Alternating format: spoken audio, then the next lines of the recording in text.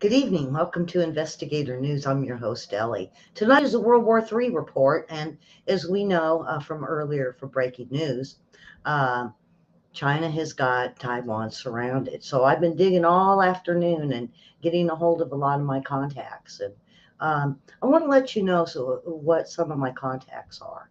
I have reporters that report to me.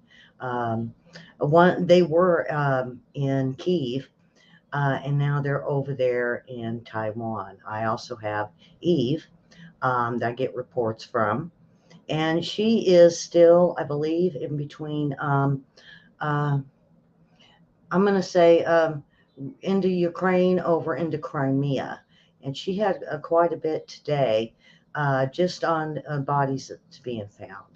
I tried to find out if she knew anything on the nuclear plant, and I'm waiting to hear back. I also have um, a service member that is in Israel and Jerusalem, and he reports to me. And I also have service members that give me reports from San Diego, um, Philippines, Japan. Um, I also have a friend that is in Kenya that gives me reports out of Africa. Also, um, boy, I tell you, folks, I got a lot of them. I do have quite a few here in the States. Some down towards Fort Worth, Texas, and even on the border of Laredo. I have a girl that I get reports from out of Tijuana, and she reports and gives me stuff from the border. So I have quite a bit of reporters or people that give me information that they get from all these different countries. So I'm um, I'm very blessed to have all these reporters, not only the reporters but friends and family members that give me details, and I try to stay as truthful as possible. So with that, I think you've noticed that William isn't in the frame. Well, William is probably not going to be around for a couple weeks. Um, so the China invasion, folks, China has basically Taiwan in its sights, and it's ramping up its flights, its fighter jets. It's staging sophisticated drills, building up its military power. It's been signaling to the world it's increasing uh, its readiness to take Taiwan by force if necessary. But how hard would it be for China to really invade? And what is standing in the way more than any other goal? China's vast military is geared up for the reunification of Taiwan with the mainland. And it sees Taiwan as its own territory, a breakaway province. In China, with Jinping, says reunification is a priority and has not ruled out force to do so. Meanwhile, China's military buildup is going through massive changes. Emphasis on power at sea with their new submarines.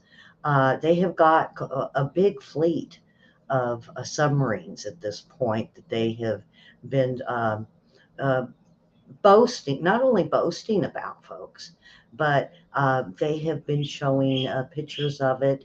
And they've also got quite a few different um, um, smaller submarine fleets.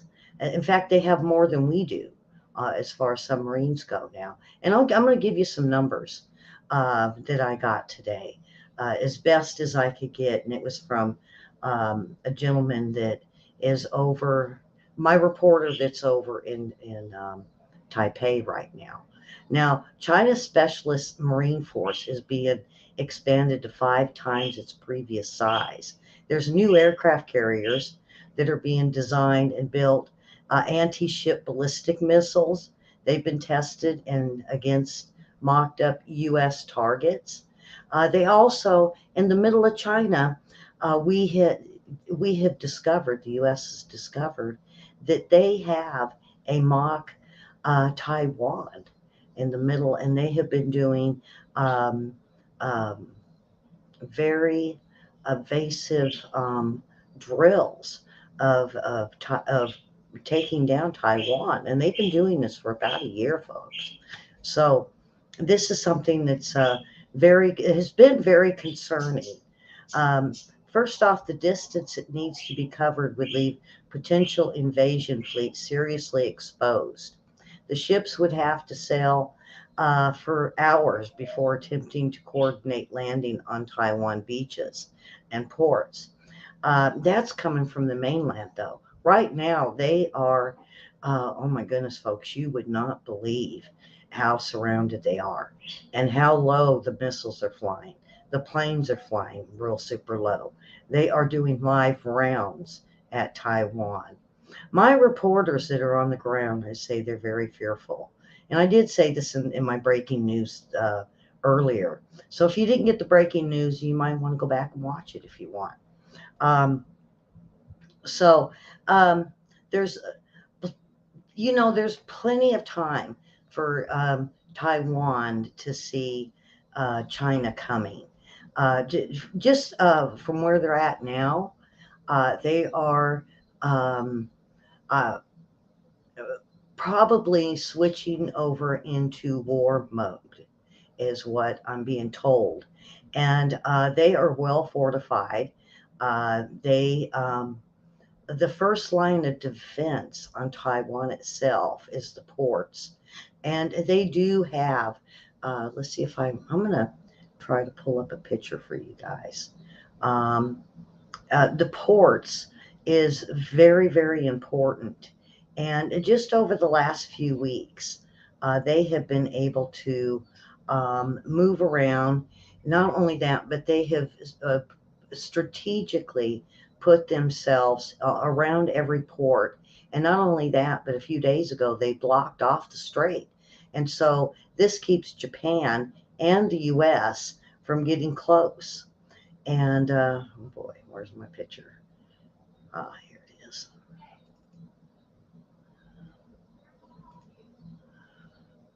Okay, I'm going to try to blow this up. Um,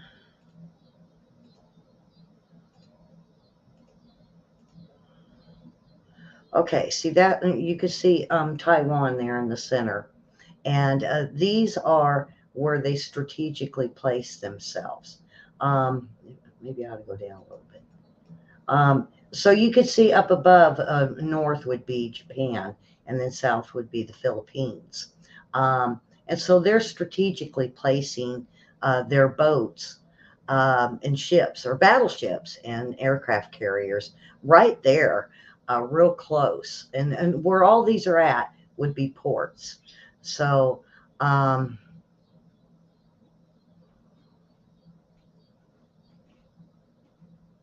so, um, So with them doing this, Taiwan's itself, the ports would be vital, and they need to be taken relatively intact. Or if you're China, but if you are um, Taiwan, you would want it defended. An invasion force that would face intense fire from troops. Now, I'm going to re-say, China doesn't really want a war. They don't want uh, uh, they don't want to kill people. They don't want their troops dead. They're going to try to go about this um, in a different way, a way different way. Maybe even using satellites in a different way to do blockages. But so I'm going to go on and I'll explain this in a little bit. So uh, there would be a lot of form of defense barrier and many of Taiwan's many canals, rivers, and slow any of the Chinese advance to crawl Taiwan's um, get at Taiwan's forces. There is many rivers and canals that they can get themselves into. Um, so Chinese advancement in Taiwan. They've got the world's largest army. China has close to They say 3 million active service members. Taiwan only has close to about 180,000. And although they do have 1.6 million reservists, and Taiwan's military has been increasingly getting more and more prepared, Taiwan has increased its own defense spending.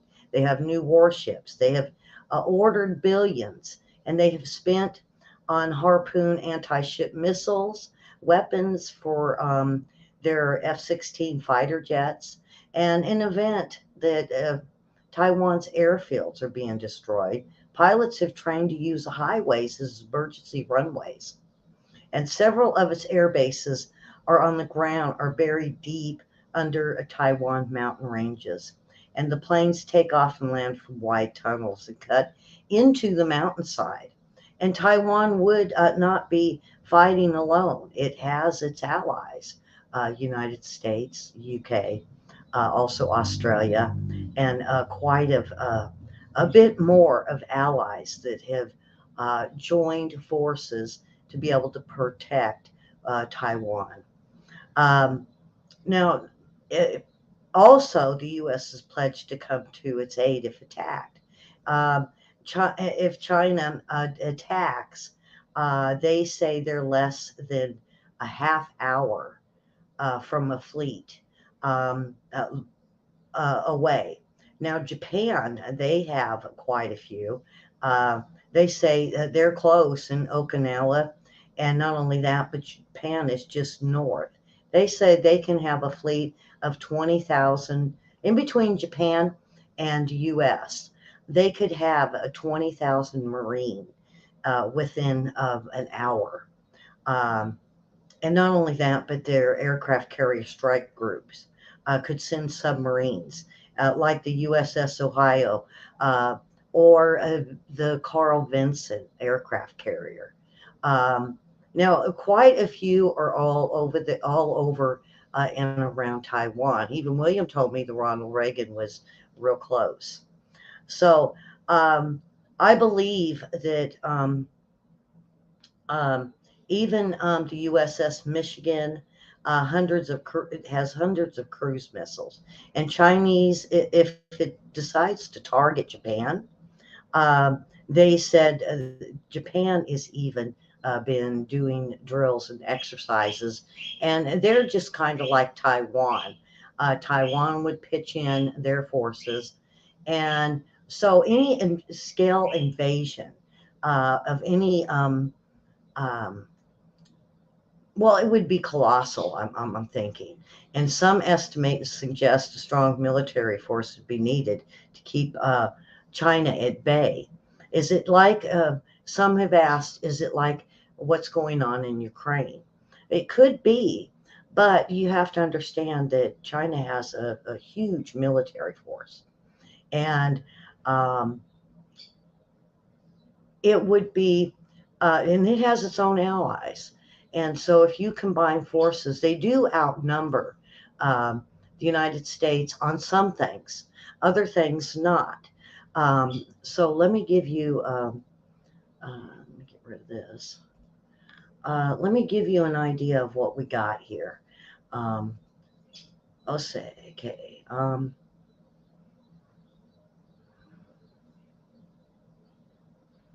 Uh, let's see. I'm waiting for it all to be pulled up here. So, um,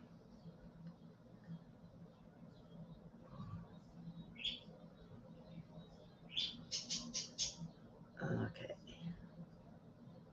Sorry, I got this pause here. Um,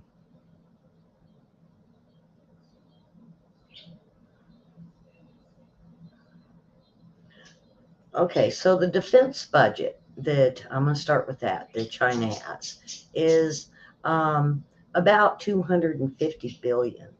And what does the U.S. spend? Um, uh,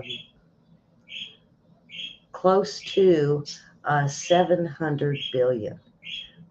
So we kind of outrank them there because this is going to be a war that's got our involvement. Now, active personnel, um, China has 3 million. Um, It's 3,180,000 something. And active personnel for the United States is 1.3 million. So they do outnumber us as far as active personnel. Now, when it comes to reserve personnel, we have got 420,000. China's got 540,000.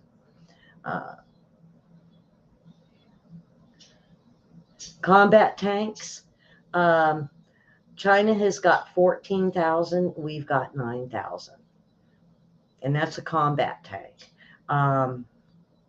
Armored vehicles. We have, well, China has 42,000 and we have 48,000. The APC, which is kind of like a tank, they have 9,900 and we have 9,800.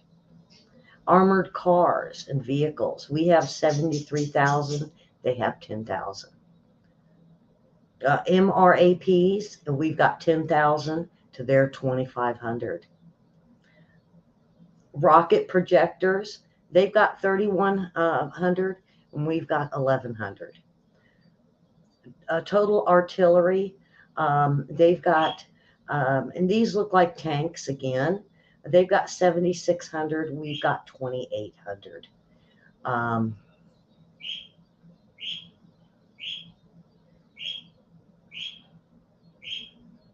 Now, as far as the air goes, Air Force, total aircrafts, we have 12,000. They've got 4,200.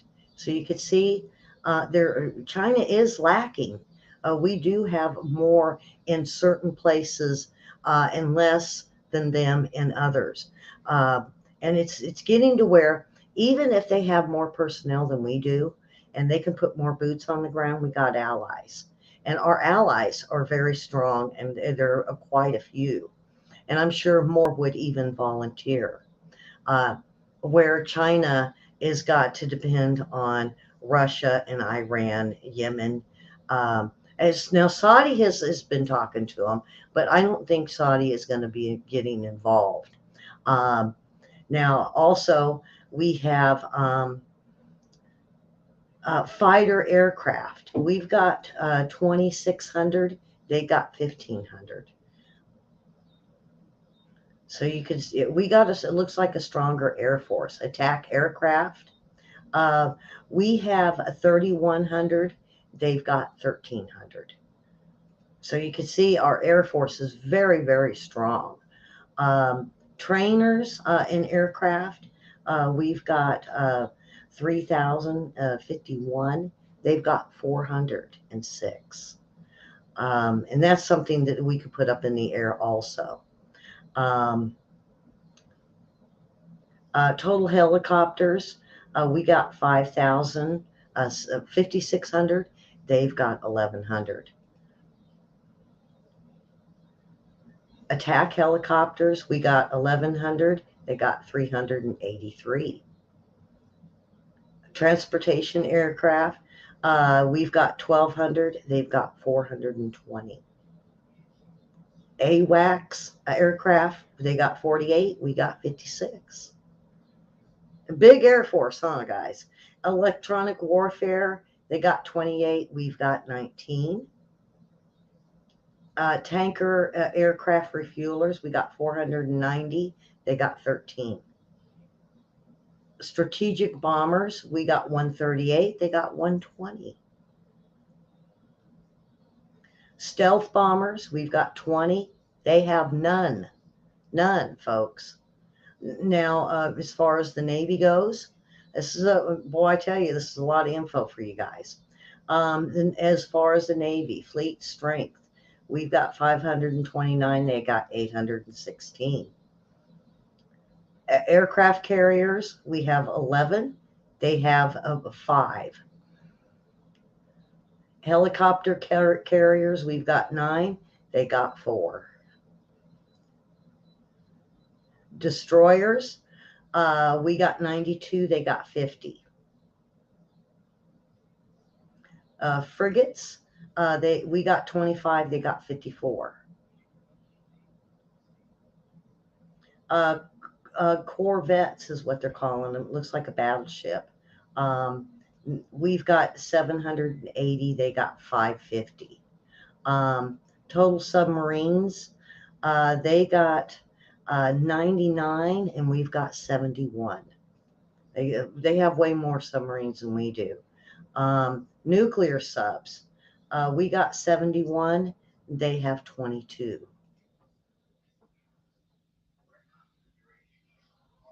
Nuclear weapons, we've got about 4,000. China's got about 300. And I always thought China had more than we did. And that's a kind of a account for you guys. It doesn't give Army or Marines or anything like that on the list, but uh, you could see we have a strong force, very strong air force. And if we're looking at even adding Taiwan to it, we do have a way bigger force than China. I'm going to say 50-50 on this.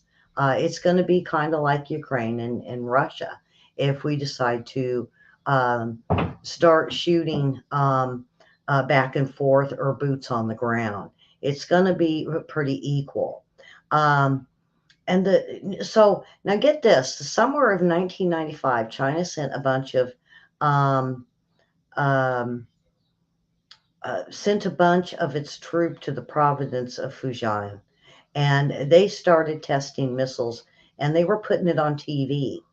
And see, this is back during the Clinton administration, and it'll make sense here in a second.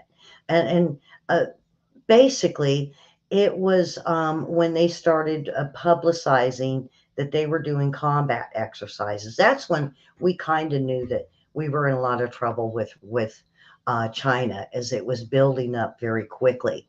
Now, at this time, we did have Chinagate with the Clintons, and we had found out that it came out of here.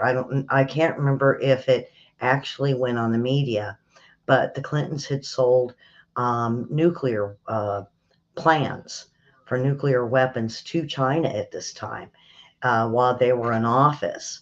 And so it really gave China another round of war games that they could play. It gave them the one up where we didn't have so many.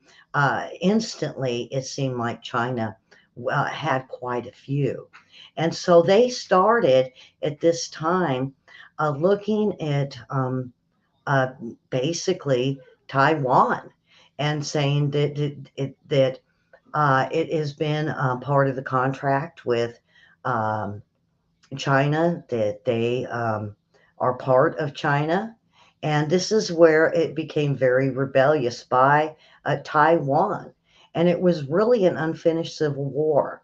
Now, another round of war games near Taiwan got them very concerned. And this is still back in the 90s, folks. And because Taiwan president had asked for a visa to visit the United States, and U.S. Congress voted to give him and define Beijing as undermining China's claim to Taiwan. Now, so back then, um, basically Congress protected this guy. And I think this is kind of where Jinping has gotten ruffled feathers over Congress, is because they were basically helping Taiwan hold their first election. And it was the first free election for a Chinese leader um, for decades, probably centuries. And China announced that it would start new military exercises less than a week before Taiwan's presidential election. China hated that all of this was happening on the island, and they think is theirs. So if you look at it, this would be an illegitimate president because it would be Jinping, because Taiwan belonged to China. And so they started flexing their little muscles at him, and it started brewing a lot of conflict between China and the United States and United States Congress. And they were sending their biggest show of military force in Asia at the time. And so Bill Clinton sent in all of the U.S. best stuff: aircraft carriers, guided missiles, cruisers, destroyers, powerful weapons systems. And they entered right through the Strait of Taiwan, which had never been done. And so it was a response to China sending their message that Congress shouldn't interfere in China's elections. And so China said they were way more powerful. Not more powerful than the United States, but way more powerful than Taiwan. And it said for them to back off, basically. So China backed down. And because of the might and the force that the U.S. and also at this time Japan was uh, ramping up because they didn't know if China was going to go at Taiwan, would it possibly go at Japan? And so a lot has changed over what, 30 years now. And now here we are. And the favorite way of doing this is flying military aircraft into the air border, Taiwan air defense. Um, and what that's called is a DIS. It's an airspace that if you enter, you should identify yourself, or else the nearby country will assume that you're attacking. Well, today, China went beyond. They are in airspace that is not theirs. It's not international. They've went out of their own. They went through international, and they are blocking Taiwan at this point from any air flight. Um, so this is a very aggressive measure that we see coming out of China today. And China started flying military aircraft over airspace without even asking permission. Without identifying themselves. You got to remember, Jinping thinks he is the world superpower, and he shouldn't have to ask permission for anything. He should be able to go where he wants.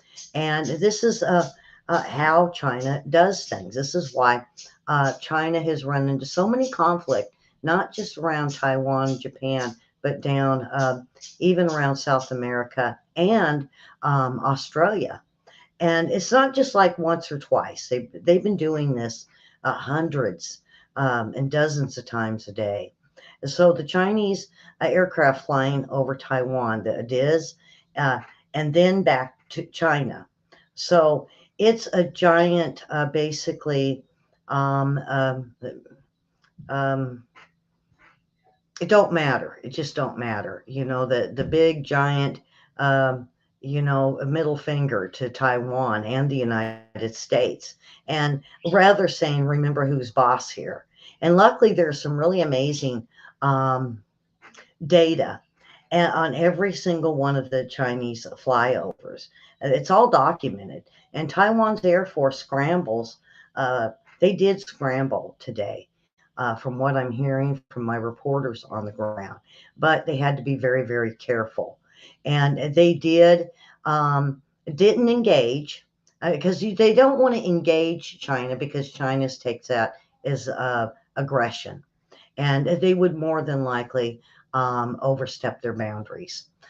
So Taiwan isn't above um, um, protecting itself. And now the Chinese jets that are flying, they did this in 2021. Um, and it was I believe the first week of October. China was celebrating its founding, and they made a very clear message to Taiwan. And so what they did is they went out of their airspace into Taiwan's, and then over into back into international airspace. Um, and China um, basically came out and said that week that time to warn Taiwan. secessionists of their forementers' war is real. And this is not, this isn't going to be fair play. So guess who shows up? Of course, the U.S. And its fleets. And this was back over about a year ago. And of course, the U.S. did it again like they did in the 90s, and they sailed right through the Taiwan Straits once again. So after this huge bulk of flyovers, the U.S. sends in guided missile destroyers. Well, of course, China's going, whoa, wait, okay, wait. Um, so they, not only that, but then we even had Canada show up out of the blue. This was weird in 2021. And one of the 25 Chinese aircraft that entered the defense zone, it didn't work this time. So the U.S. sailed through the straits, and so China backs off. So we've been dealing with this for quite a long time, and this is something that um, um, basically at the end of the day, we're talking about people's lives, folks. We're talking about us being the taxpayer and paying for this. We're talking about the future of Taiwan and the future of the South China Seas, of the entire societies, and South China Seas being ripped apart over a power struggle. This is this this is a nightmare. If you thought Ukraine was horrible, folks, this is going to be a nightmare. And secondly, let us all acknowledge right now that how easy it is to dehumanize China and its leaders and its military. Um, Let me remind you, China doesn't want war. They don't want really bloodshed. They will probably try much less violent ways and try to figure out how to force Taiwan to the negotiation table. I'm thinking it's going to be more like a Hong Kong thing. They say, oh no, it's not going to be like Hong Kong, is what ambassadors out of China was telling my reporters. And they say this uh, they want a far less violent intervention, and the conflicts, they don't want a messy one. They say one miscalculation can lead uh, to escalate into a conflict that neither side would want.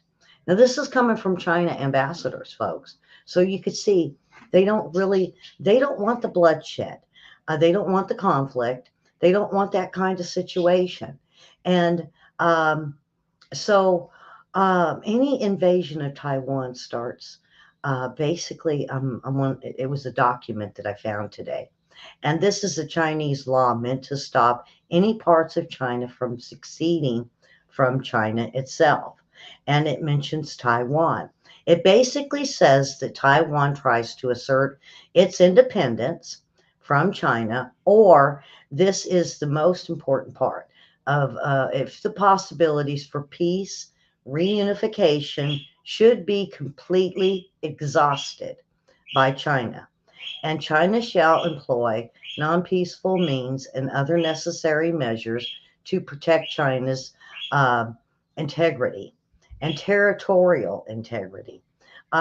If they run out of diplomatic solutions, China is required by law to invade Taiwan. This is a document that's between China and Taiwan. So um, we're like 70 years into peaceful solutions being tried and not working. Meanwhile, Taiwan's support for any sort of reunification is at an all-time low, and like it's not looking like a peaceful reunification anymore. Not when you've got uh, China firing missiles and flying sorties over. And get this, they do have boots on the ground over there. That's what I'm hearing from my reporters. So they have started an invasion um, in a exercise sort of way. Is this, I mean, what they're doing today by surrounding, they're getting very aggressive. They're flying low. They're doing live ammunition. They are firing upon or really close. They're not hitting nothing yet. This is an act of aggression, and which makes this interpretation of this law basically decide if China it can basically forcibly take Taiwan under this document. And when you ask Taiwan about this, um, they basically said yes, but they have been trying peaceful solutions, not China. So it's null and void. Um, I say basically between, I have to say Taiwan is correct on that. They have been very peaceful about it. They have elected their own president. They haven't tried to be aggressive or use any military might against China. It's all been the aggression of China. So this document, Taiwan holds up and they say, you don't have the right to do what you're doing under the document that's signed. So it's a he said, she said. And this is something right now that is being decided back and forth. So this is one of the um, when they are negotiating right now, according to my sources over there. Um, they got this document, and Taiwan saying we have been doing our part. You're not doing your part, and China is almost to the point where they've agreed, but they have waited. They said 70 years. So China has now put forward a massive military towards um, Taiwan. Now, there is a new concern at the Pentagon about China's military buildup with all sorts of new missiles, and it could soon be able to deploy nuclear tipped missiles uh, that they would use as defenses, and it would be harder to detect. Now, I told you about the tanks, the helicopters, submarines, and all that.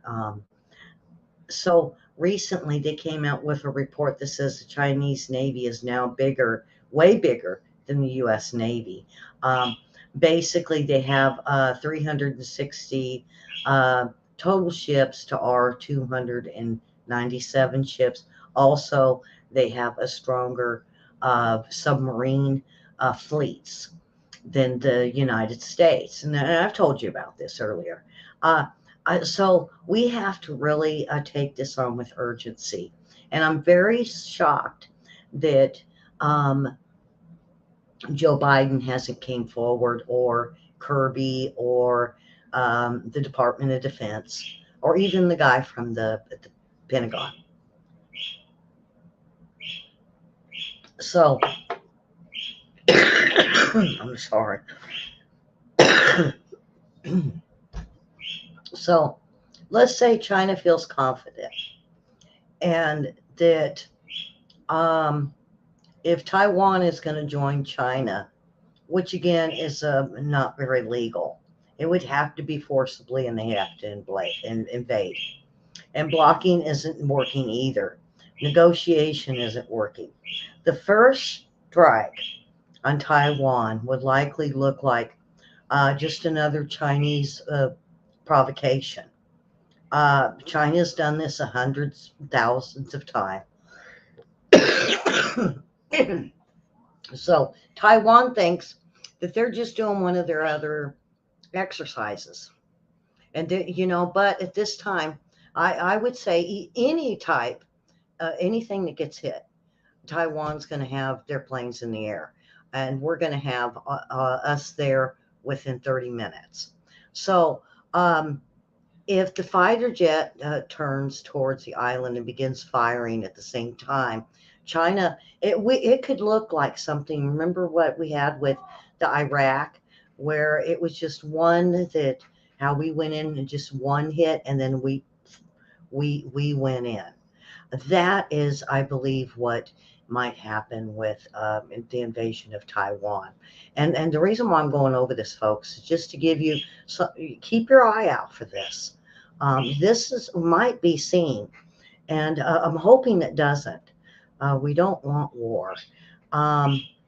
So basically, uh, I believe it's going to be more like, I don't think it's going to be that way. My thought would be radar communications. Go for the military command centers, Navy bases, bridges, communication networks, power stations. If they did all that and shut it all down to where Taiwan couldn't use, and they could use it from satellite, they don't even have to move any ships or do anything. They don't even got to fly over. They could do this all satellite. And with the technology that China has, with 5G and some of this other things, I believe they really could shut Taiwan down very quickly. And how, but so if you look at Taiwan, so what my reporters did, and boy, they were great today. They went out and they started asking questions. What if they do this? Taiwan says they have a backup plan. Um, so really, like I said, this is a 50-50 war, folks. They said they got a backup that they could have, even if they knocked everything out, their power, their water, and their grids, their anything that has to do with military bases, Navy bases, communication networks. They said they could be back up within 15 minutes. So it would only be a 15-minute downtime. So even though China's got all this great, um, um, um, uh, what's the word for it? Even though they have the technology to be able to do this, it's not going to be long before Taiwan can get back. In the same way, if they decide to shoot, we've got everybody, the posse, the heroes that can fly and ships going in less than 30 minutes. So they would have a wide variety of they might have a wide variety of targets, but the ability that Taiwan would respond would be very swift and effective. Uh, the runway is easily seen, and they're really hard to hide. And the first attack would happen very quickly. Now, what I want to say, folks, is um, yeah, really. Um, what I'm going to say is, I believe that us and our allies, if they try to go after a runway in Taiwan, all those little islands that China built up would be open targets. They would go and they would lay waste. Um, See, that's what China doesn't expect. They expect the whole thing to be right there at Taiwan. Now, Taiwan has got this mountain ridge that goes right up through the center, and so to me, they have basically have split Taiwan in half, and not only China, but so have we, to where part of it would be the Taiwan Strait, and then the other half towards the east, towards even towards the Philippines. We would be fighting a whole other range from the Philippines and Japan and all them little islands that Taiwan and China has made. Now, as far as I know, when the reporters asked, is there any countries, even North Korea is a good one, would they jump in to help and maybe go after Japan or Taiwan in itself? That they claim that they think Kim Jong Un would. The response from Taiwan is that he would probably watch for a while. He might want to join in and just shoot some missiles, but not a specific target, because Kim Jong Un knows that if they go after us or Taiwan or any of our allies, we're gonna be cutting them off quickly, very quickly. So if we look at the scenario of maybe this war, um, like I said, I think it's 50-50. I don't think China has got a really, even if they sent robots even if they've sent drones, um, we've got the same amount of power that they do. Is this going to be a drone electronic fight? I don't think so. Um, what I'm hearing from one of the service members I know in Japan, they said, they have been watching very closely on the beaches with what China is doing. They're using more boots, real people, and less of the drones and the robots, where the United States and Taiwan is using more drones. And they're not using as much of the robots, except for the robot dogs that can bring in supplies or even act as a first aid personnel to help get people out. Very, Japan was really on when they were talking to my um, when when this guy was talking to quite a few other reporters in Japan, what he found out was the robot dogs that the army uses basically is able to pull a um, a, a body carrier. I don't know what they're called. They're the little baskets that they have for the aircraft, and the robot dogs can pull them. And they said they got a pretty good size amount of them, so they could, if men go down, they can send them in. They can load them into these baskets. They send them out, and they wait, and they have a way of hooking them to helicopters and getting them taken care of, or the closest medical facility. So this is something new. And they say it's a lot quicker than trying to use uh, Army personnel or trying to send in medics.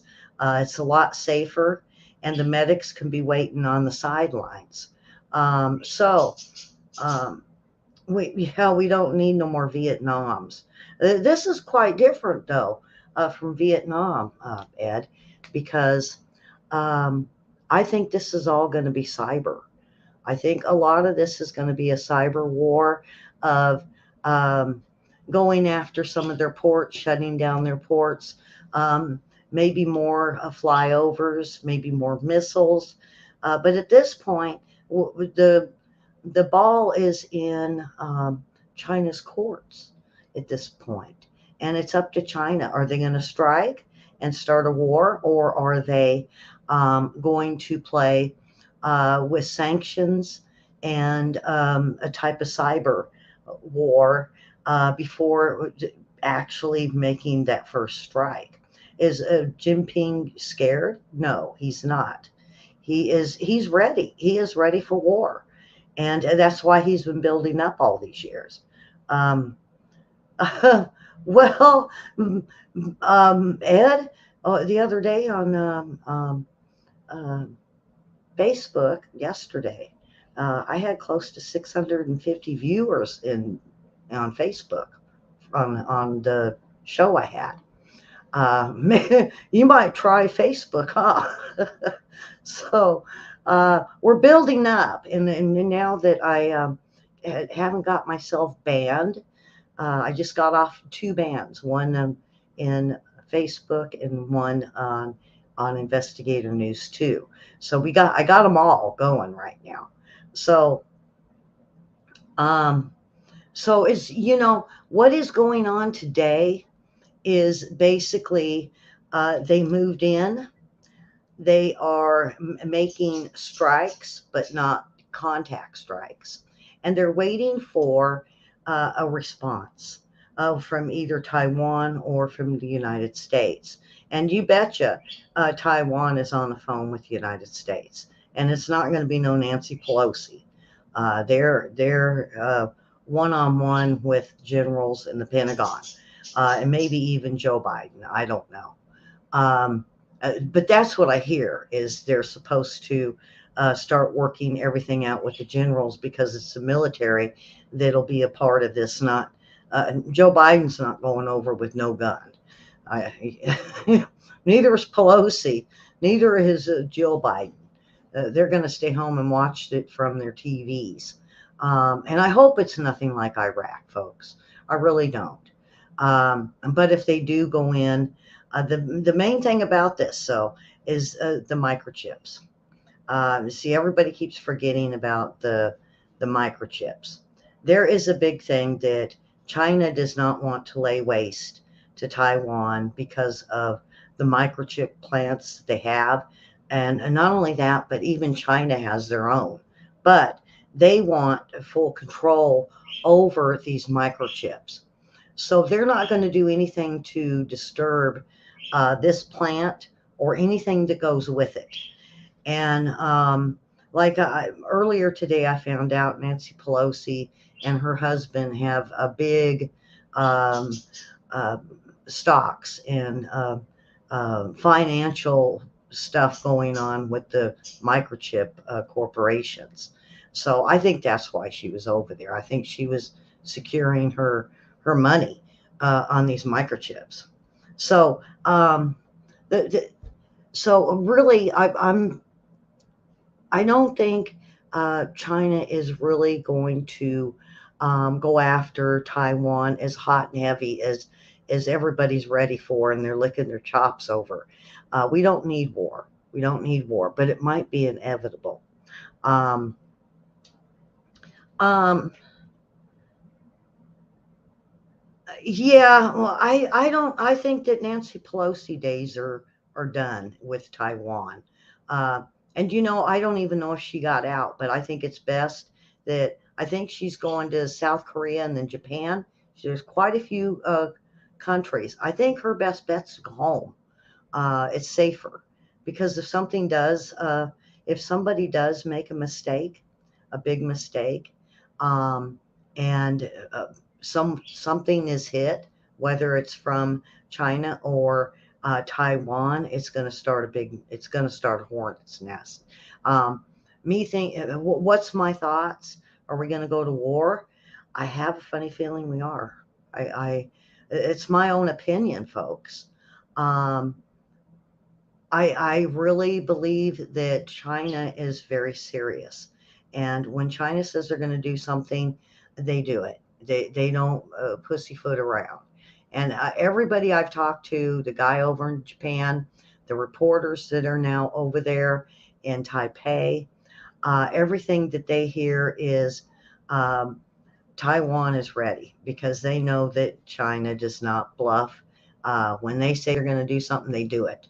And at this point, with the threats that they made against the United States, and the United States just blew them off, who knows what Jinping would do at this moment.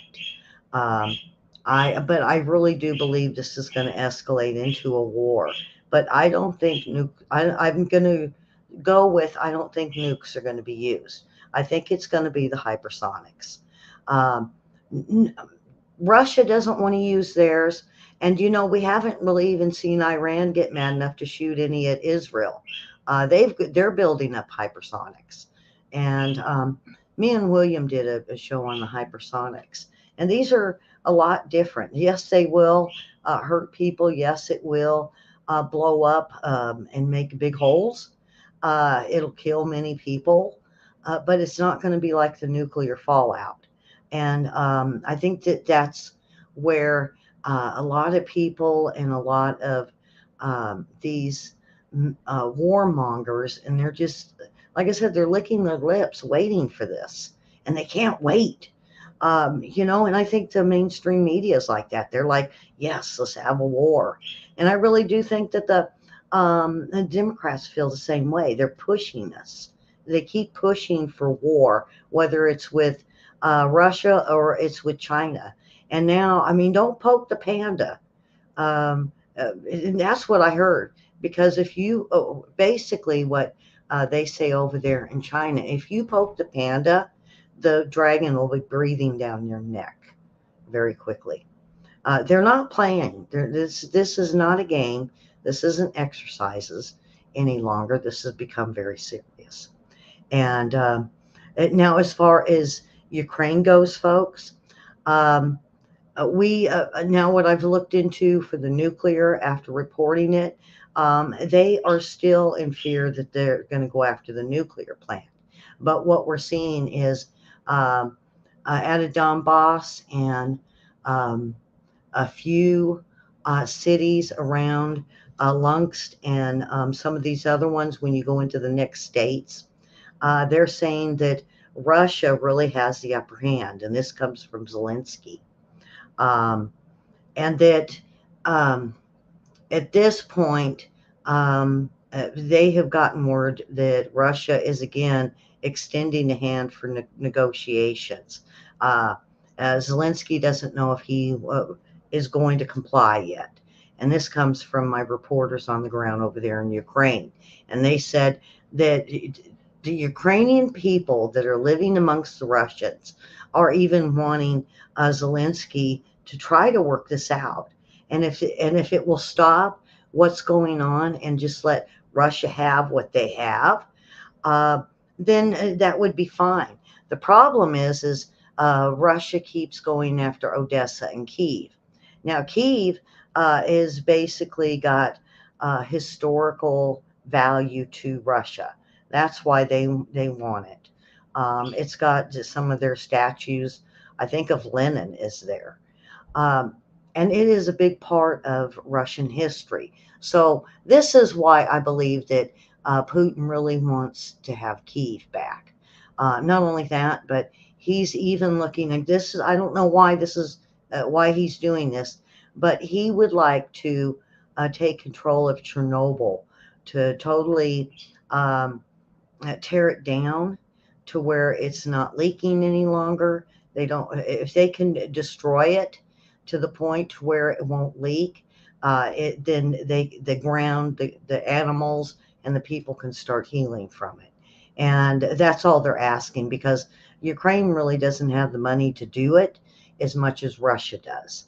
Um, and that's just a side thing that my reporters, when they were in Kiev, had heard before they left and went to Taipei. So um, now, if you guys have any questions, throw them up there. Um, yeah, Jinping is up for election in 90 days. Uh, and I think that he's um, the thing with, William, I would say you might differ with me, but I say they're going to reelect him because of what he's doing right now. He's showing very strength and might against the world, and it's him against the world. And this only proves to his own people that support him, not the Chinese people, but the people that support him, of how powerful, and he is going to be very super powerful, and that's what he wants. He wants to rule the world. And so far, what gets me is we really haven't. They haven't really contacted the UN. And the other thing I don't see is um, China connecting with Klaus Schwab anymore. Klaus Schwab would be the world economics leader. Now, he at one point said that he would make Jinping the world leader over the world. That is something happened, and I've never been able to really find out exactly what happened between the two. But China and Jinping now think they could be world superpower and take over the rest of the world, and Klaus Schwab can kiss his grits, is what I heard. I guess that's a good flow, a little flow in there, a little southern stuff. But he's basically better than Klaus Schwab, he thinks.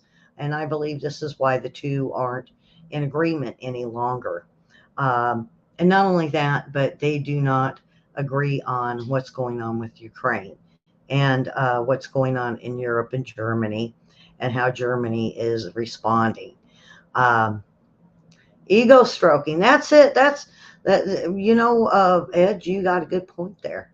Um, they do it all. These world leaders. I was watching something today, and it was saying who could possibly be in charge of the world if things go like World Economics says. And I think Soros and Jinping would be duking it out. I think Soros wants to be the world leader, but I think um, Jinping isn't going to let this happen. And so, what happens after Taiwan, folks? Um, Now, have been keeping an eye on Sky News a lot. And if you don't watch Sky News, watch it. They have a lot on China. Um, in fact, they did a China Rising. If you guys can watch China Rising through Sky News, it's two parts. It's like 2 hours long for both parts. Um, it really explains what Jinping is doing to Australia and the process they went through and why there's now a rift and why Jinping is looking at going after Australia next. Um, it's a world domination.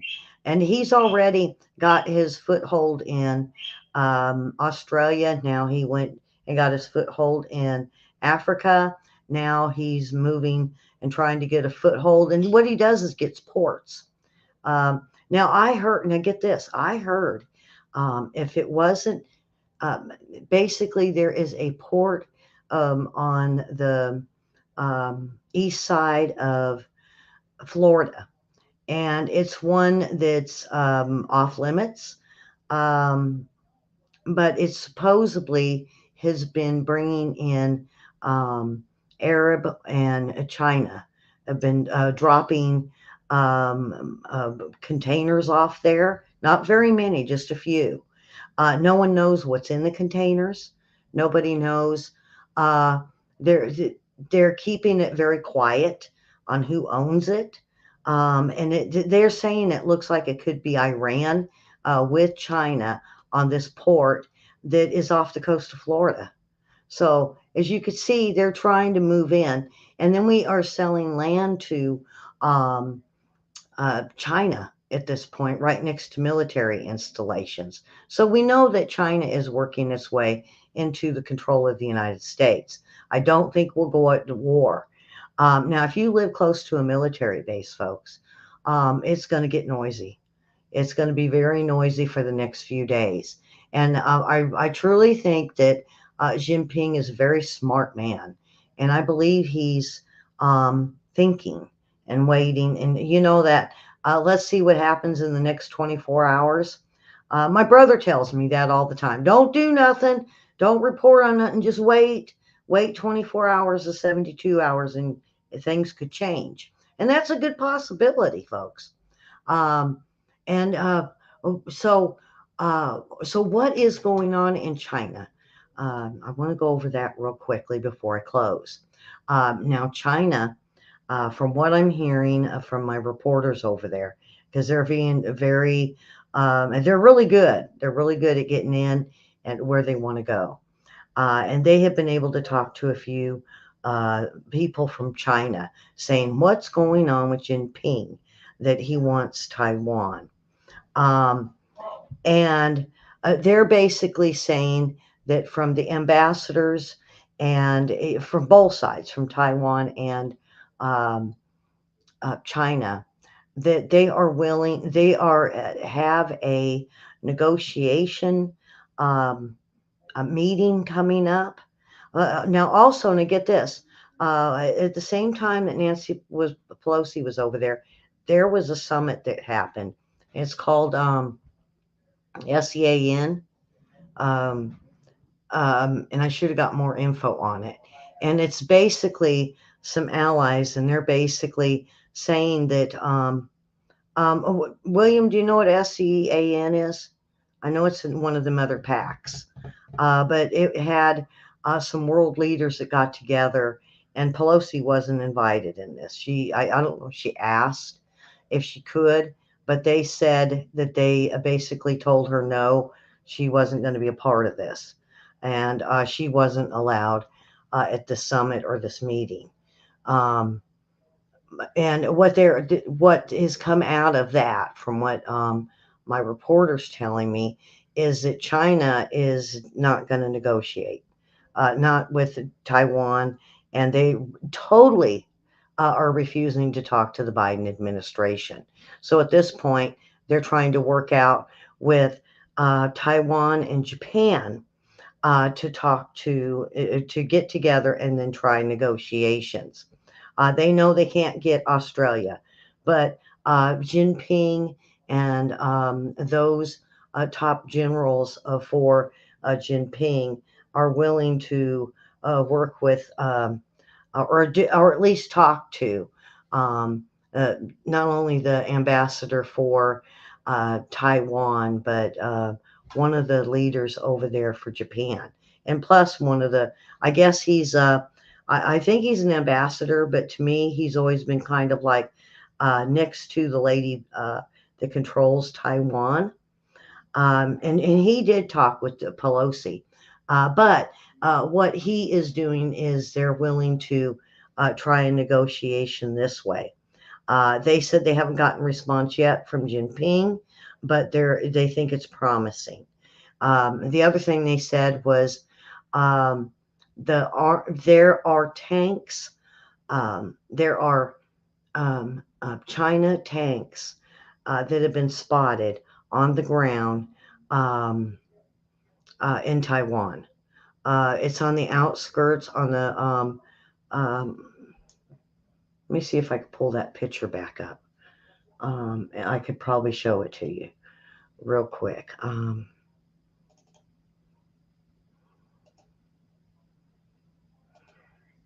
Okay.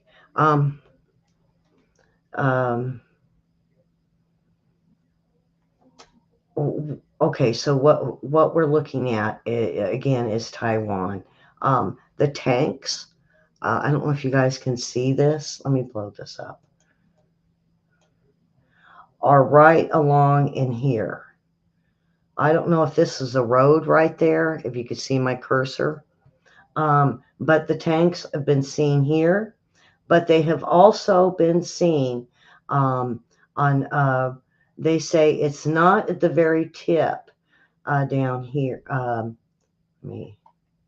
It's not on the tip. It's more right about this area. Let me do this again. Right about in here. So they have tanks about midsection going south and going. They say they don't know if they're going back and forth. It was heading south when they found out about it, and then again over on the west side of Taiwan, where it was a very small road, and they seen some tanks going down that road, and they were Chinese tanks. They weren't Taiwan. So um, they said they don't know what's going to become of it. They don't know if that's a sign that they're going to start something. They just said that they have been seen. Taiwan knows about it. And so far, I haven't heard no response from my reporters over there in Taipei. Um, so uh, if you guys, okay, I think ex allied. Um, yeah. Um, so I at this point, folks, if they're like I said, they do have troops over there. China does have a base for those that don't know. And they are moving. There is movement, according to my reporters. There's a lot of movement. There's a lot of, you can hear booms, they said what's more scary, though, is when they're seeing things going over and just missing buildings right above their heads. And they said it's very unnerving. They said, but when they were in Ukraine and when they were in Kiev, it was kind of the same scenario, except for what China's sending isn't hitting anything. What they seen while they were in Ukraine, it was hitting stuff. So they said it's kind of unnerving because they're waiting. That whole duck and cover, they said. Um, and they're waiting. They're waiting and they're roaming around. They said they have got speedy way of getting around very quickly from one end to the other. And once they find out maybe there's a hot spot or something up, They said they can get there very quickly within a couple hours. So, with that, folks, um, this has been a day, and another day that we didn't have a war. We don't want a war. We don't want to have to send our troops over there. We don't want we don't want Japan to have their boots on the ground or to be involved, or Australia or the UK. We're hoping that this can be negotiated out. And maybe Jinping, I don't know how hard headed he is. I heard he's a lot like Mao, and he's on a roll to finish up what Mao wanted. Um, and so, he could push it to war. I am really thinking that there's going to be something. It's going to be something. I don't think it's going to be as big as everybody thinks it is. I think it's going to be very quiet for a little bit. I mean, war isn't quiet, but I don't think it's going to be all out like Iraq. But it's a good possibility. It's a very good possibility they could do that, and it would be very quick. And of course, like I told you earlier in the show, the response in getting there would be very quick. Um, and of course, we would respond. Um, Now, what if, for the last thing, um, what if we just decide to do to Taiwan like we're doing to Ukraine, and just support them with military vehicles, and military equipment and aid? They won't make it. They just won't make it. Taiwan isn't that big. They're going to have it, where Ukraine has got um, the ability to be able to fight the Russians inside their own country. This is another country, and I don't think Jinping is going to mess around. So there are supersonic shock waves. Yeah. I think they might use that. I think they might use a lot of cyber, maybe the Havana shock wave. Um, Not only that, but I think it's all going to be hypersonics. That they're going to fire. If it goes that far, I think it might do a buildup like Ukraine. The only problem, folks, is somebody's got to pay for this, and guess who pays for it? The United States, because none of these other countries have got the funding or the money for it. Um, the war, I believe so. Um,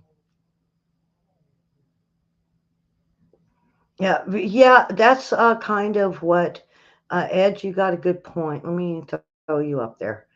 Um, Ed says when he was in Baghdad, he could never get used to the explosions and the vibrations from them every few minutes. That's exactly what my reporters are saying. I mean, almost verbatim what you said.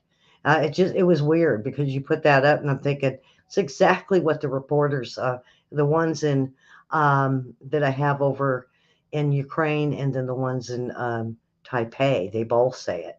Um, Taiwan, yeah, William says Taiwan is very important. Yes, it is. It's very important um, for the microchips. And not only that, for them to become independent. And after 70 years, you would think that Jinping would just give up. But he's doing this for Mao. He's doing it for Mao. Um, so, with that, folks, please share this broadcast with family and friends, and maybe this will help a few out. I don't know if I was too back and forth with the I don't knows, but nobody knows. Nobody's going to know. I mean, we don't even know if Putin is going to hit Ukraine. We don't know what Jinping's next move is going to be, but I think he's waiting on Pelosi went over there. Uh, China did what they said they were going to do. Now it goes back to who is going to respond. Or is it going to be a military strike, or is it going to be no, don't do that, back out and get out of there, or else? I think that's what they're going to hear, is for China to leave the waters and the space around Taiwan. I believe that's what's next. So if you're over there on Facebook, hit the follow and the like. And also, like I said, share, always share. And I really thank all you viewers for watching.